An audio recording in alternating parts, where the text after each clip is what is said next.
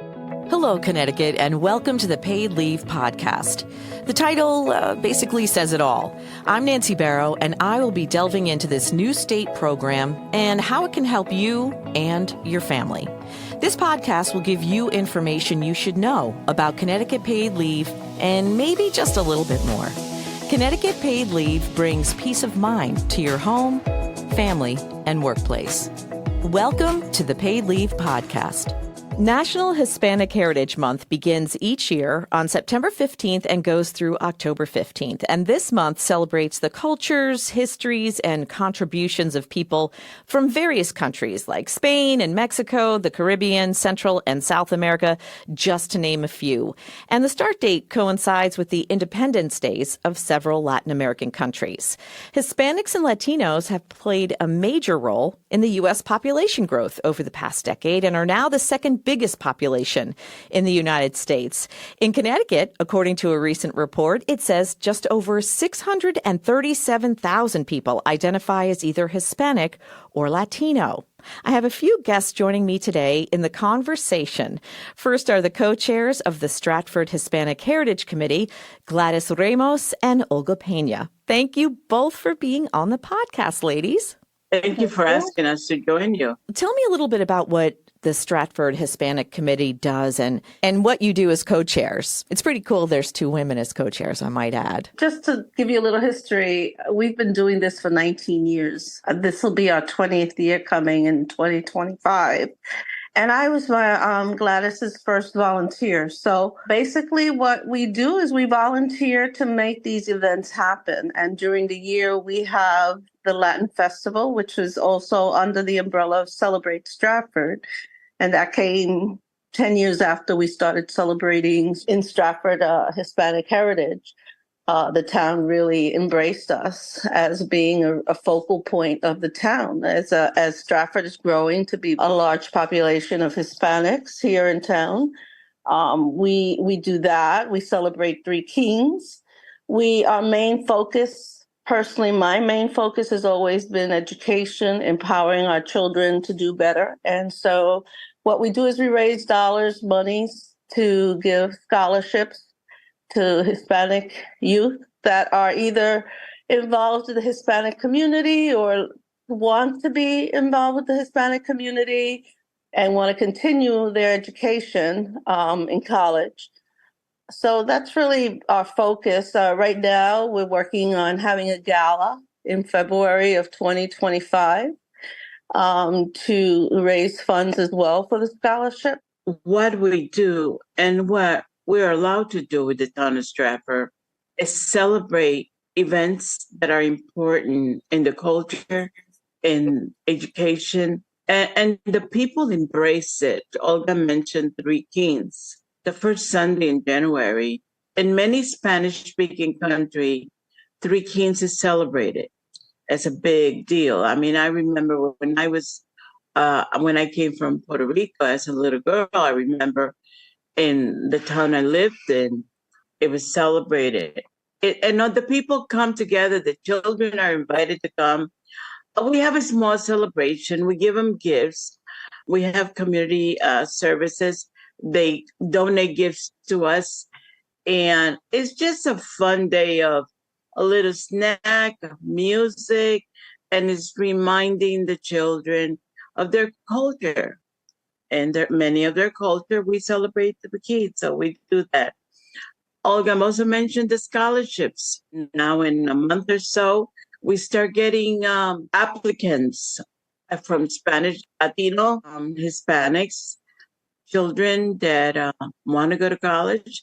We start getting their applications, so we got a big job going through the applications. And we continually, as Olga works in different community or activities in the community, and so do I, we're always focusing on scholarships. I'm always begging for money. How's that? I'm always saying, it doesn't matter. I'm really good at asking, and it's 500 or is it 200, whatever is given, because when we give these children scholarship, they use it well.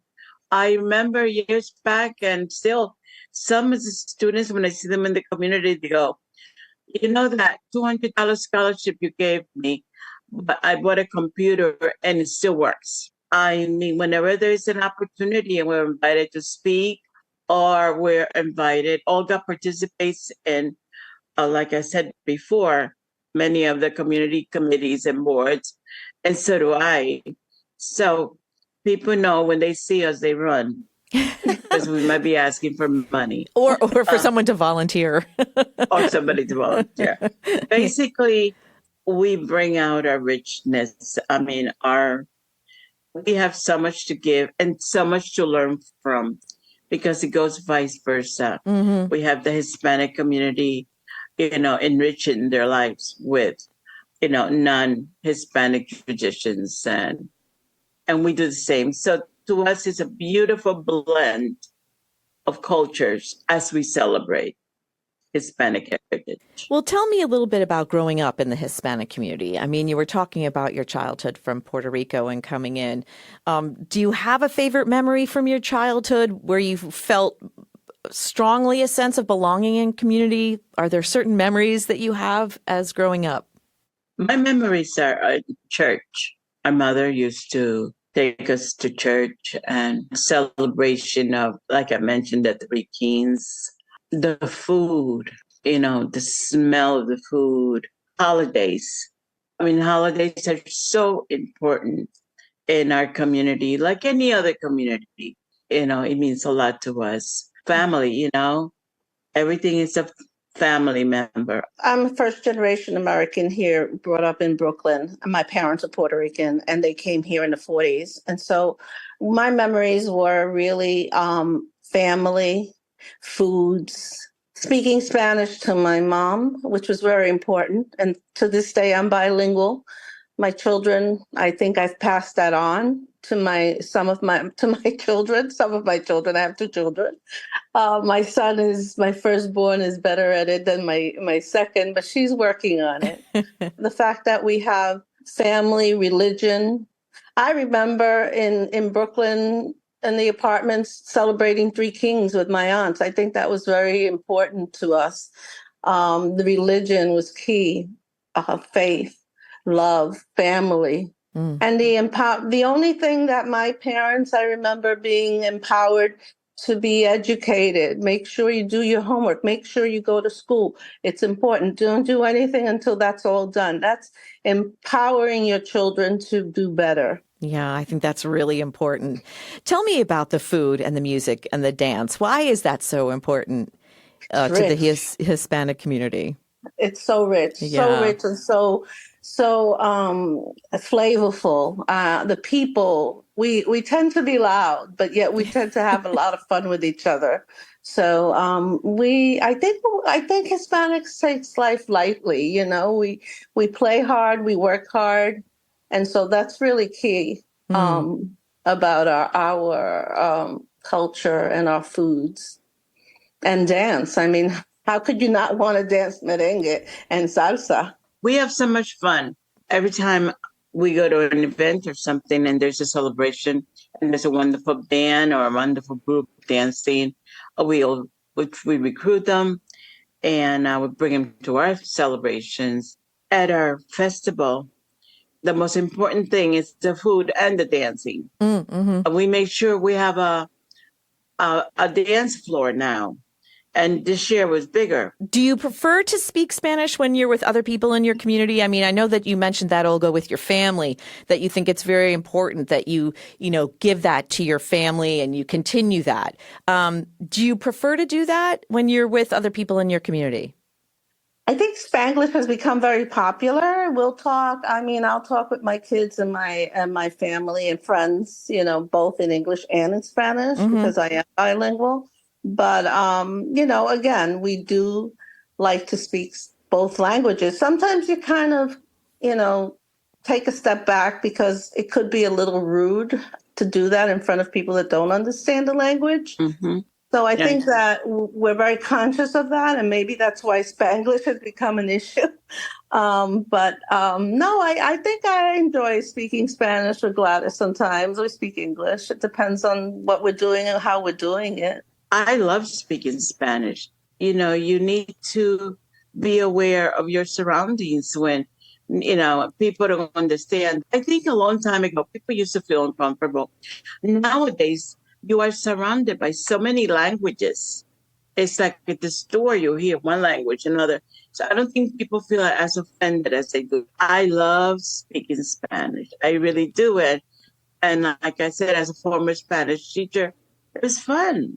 Yeah. So Not only that, I think it's really important nowadays that our children, second, third generation, learn the language because it's an opportunity to service the community. yeah, Our community has grown with so many different Spanish language people from different countries that job opportunities actually are better. That's one thing that we lack here.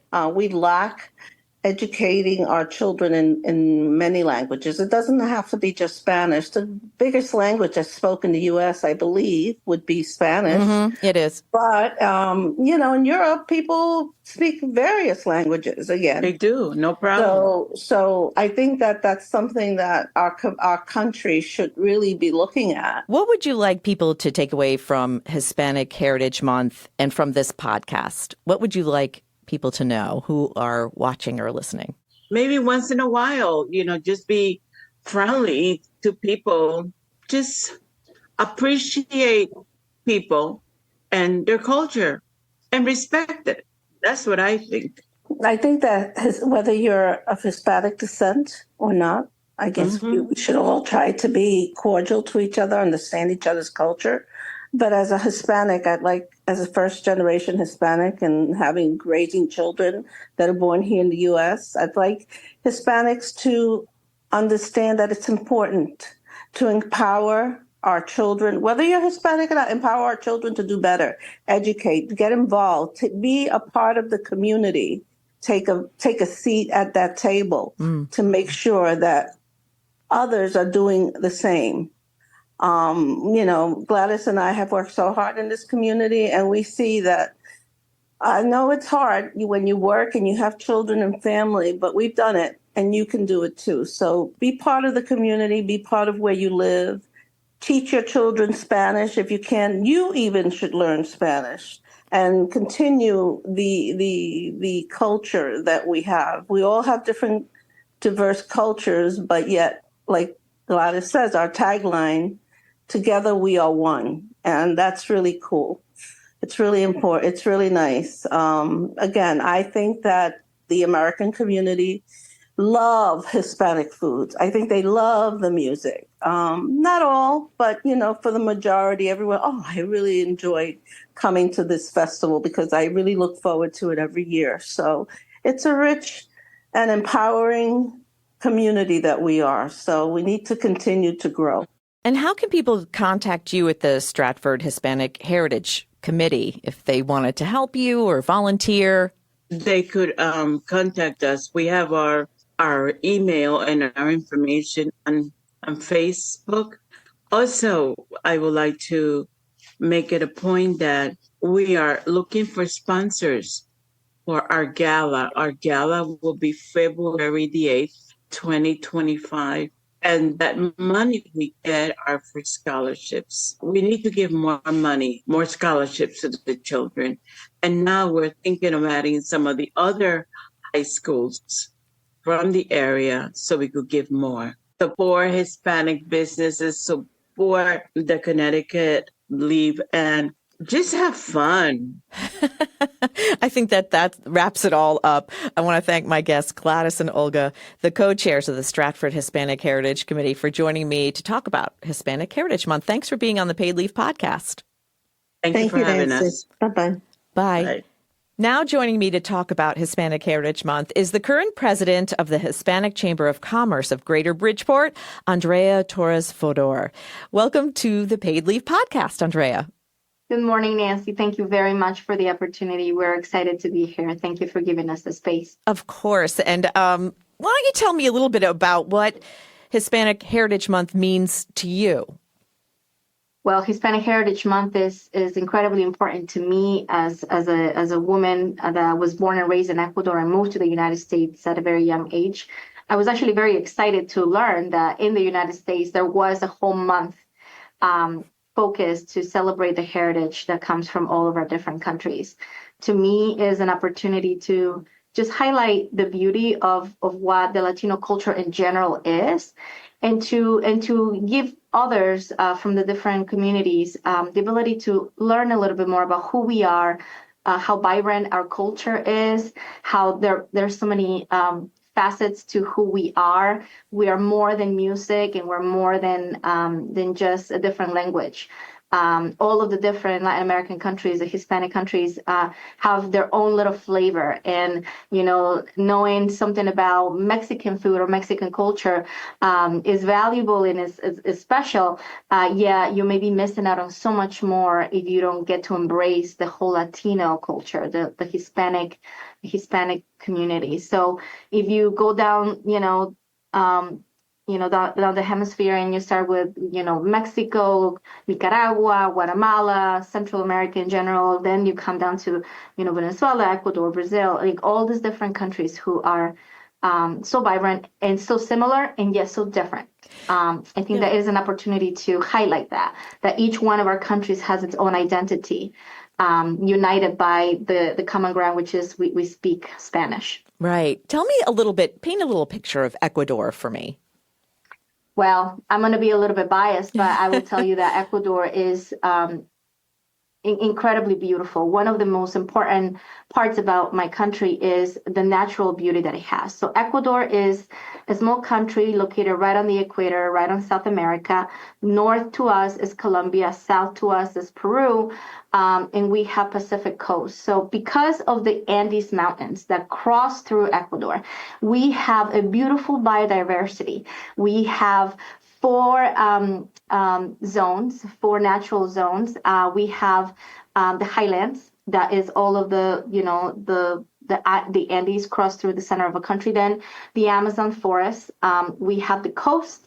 And then those of you who know, the Galapagos Islands are part of our country as well. So we have four very diverse and very different zones within, this tiny little country that it is Ecuador. One of the things that I can tell you struck my husband, who is American, when we went to visit Ecuador was when you land into Quito, you're welcomed by the Andes, right? By the beauty of the Andes Mountains. So perpetual snow with the Cotopaxi, kind of staring you down from the south. And then within an hour or two, you can be in a humid rainforest in Mindo, which is a beautiful town that I just recently visited with my friends earlier in the year. And you find yourself in a completely different climate within an hour and a half, maybe 2-hour drive.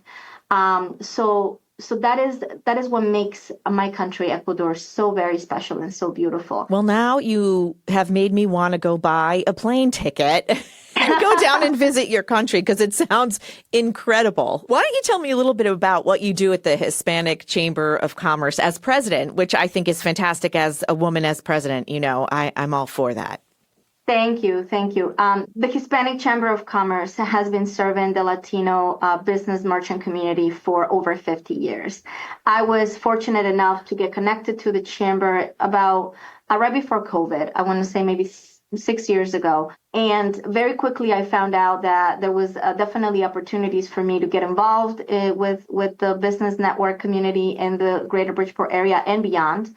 And that there was opportunities for us to spark up a little bit more enthusiasm into highlighting, the kind of work that we did. So at the time, a good friend of mine, Marisol Herrera, she was the president, and I became part of the board. Very quickly took on the responsibilities for being vice president. And then after Marisol's wonderful service to the chamber, I became president. This is the end of my first term. And the Hispanic Chamber of Commerce is a volunteer board, so all of the people that serve alongside me are all volunteers, people from the community, Latino leaders that are experts in each one of their individual industries. Part of the mission of the Hispanic Chamber, part of the mission of me as the president, is to continue to support the mission, which is to provide our business community the ability to connect with others, connect them with Connecticut Paid Leave, connect them with other organizations that a lot of the Hispanic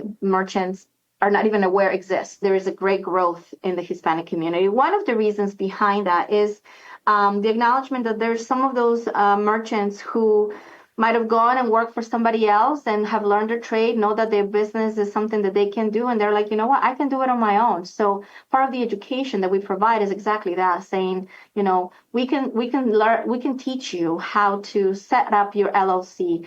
We can teach you how to go and create your own brand. We can connect you with, key members of the community that either provide the services for free or that can, teach you and guide you and charge you, a price that is appropriate to you as a small and micro business. One of the most impactful conversations I've had over the past 6 months were with Connecticut Paid Leave. I had members of your team reach out to us proactively to kind of like educate us and tell us how we can, disseminate this information to our members. And that was big to me.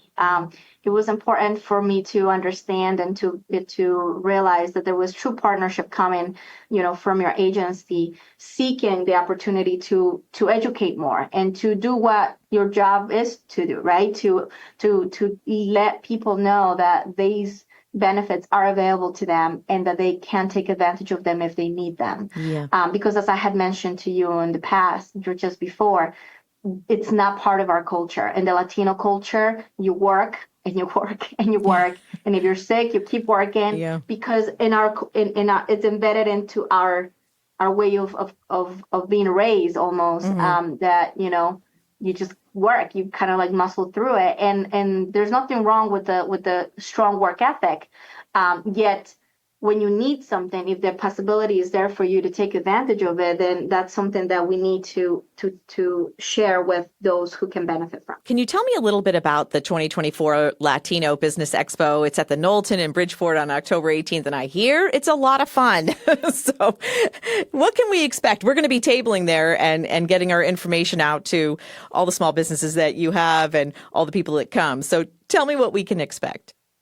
Well, you can expect a good old Latin party on October the 18th. So for the past 4 years, the Hispanic Chamber of Commerce has been hosting the Latino Business Expo at the Knowlton. And what we do is it's a resource fair and business expo. That is really the best description to it. We have over 60 vendors that come in, set up their booths, and have the ability to do business among each other, and also have the ability to display their services and their products to the public.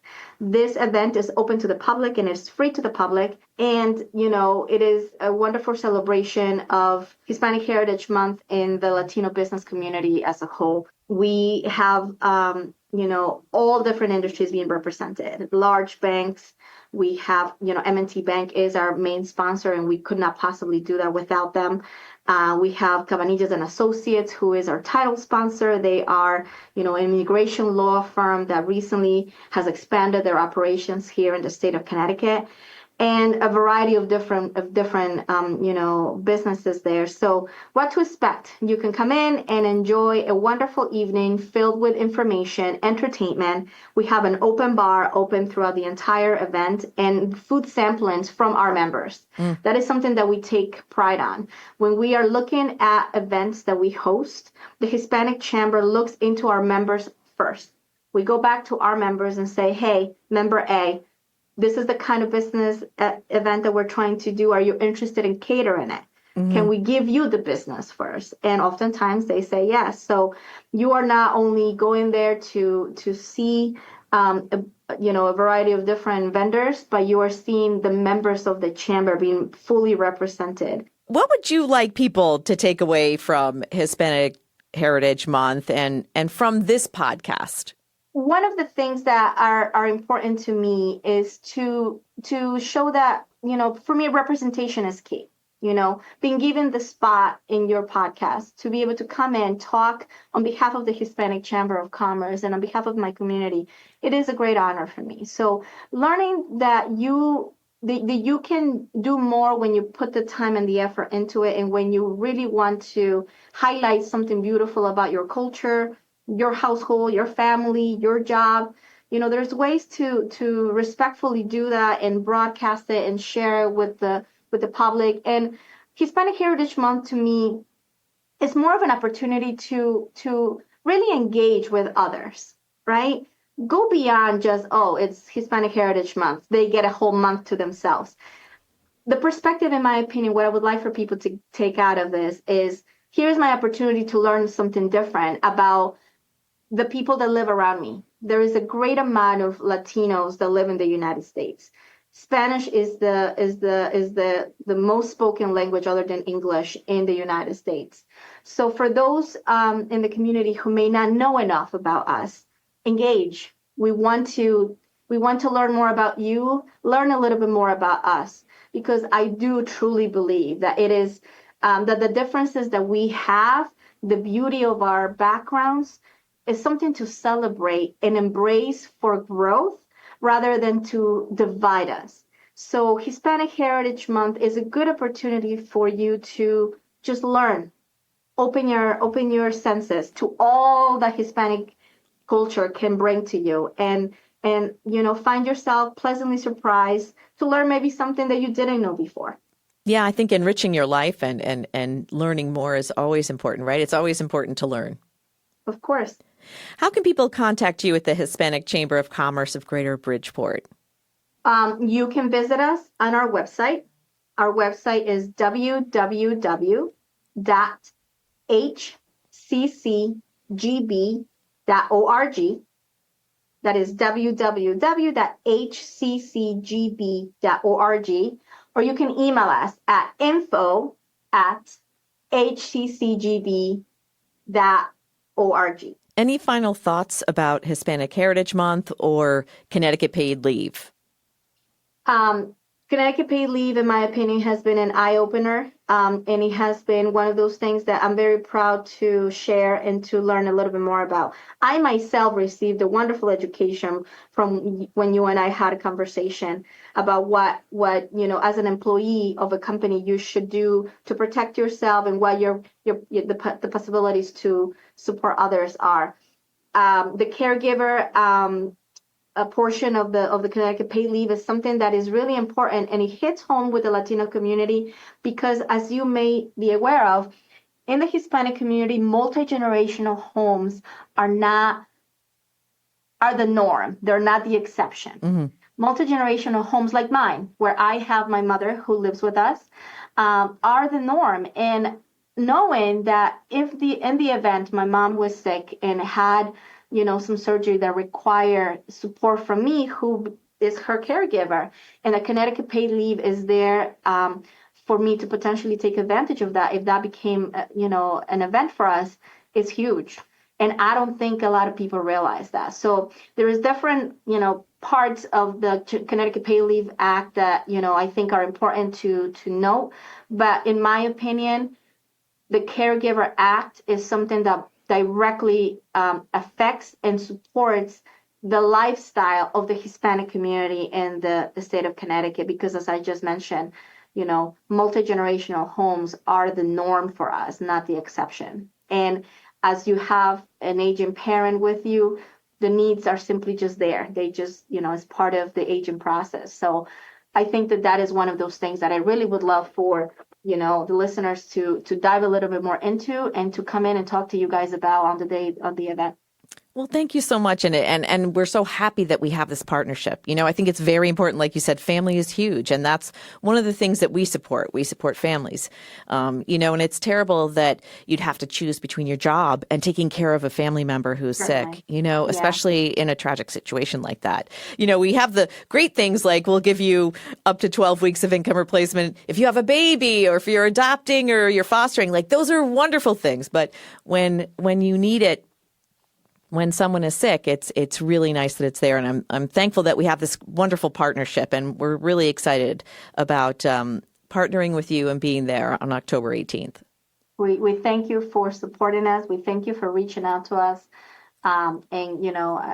As I mentioned before, we are excited. We look forward to continuing our mission, which is to share valuable information to our members and to the community as a whole. And, Connecticut Paid Leave is certainly one of those things that we want people to learn more about. Well, I want to thank my guest, the current president of the Hispanic Chamber of Commerce of Greater Bridgeport, Andrea Torres Fodor, for all this great information, and thanks for being on the Connecticut Paid Leave podcast. Thank you, Nancy. It was my honor. For more information or to apply for benefits, please go to ctpaidleave.org. This has been another edition of the Paid Leave podcast. Please like and subscribe so you'll be notified about new podcasts that become available. Connecticut Paid Leave is a public act with a personal purpose. I'm Nancy Barrow, and thanks for listening.